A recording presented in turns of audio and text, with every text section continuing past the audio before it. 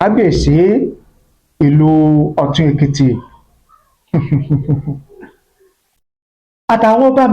ọba míì ni wọ́n ti ń fi ọ̀rọ̀ àti ìwòye tí wọ́n hàn lórí ọ̀rọ̀ yẹn. Bẹ́ẹ̀ la rí àwọn tí wọ́n ń pàrọwà fún kábíyèsí Aláàfin tìlú Ọ̀yọ́ àti kábíyèsí Ọọ̀ni ti Ilé Ifẹ̀ wípé káwọn méjèèjì ó ṣe jẹ́jẹ́, káwọn méjèèjì kí wọ́n ṣe sùúrù, kí wọ́n jẹ́ kí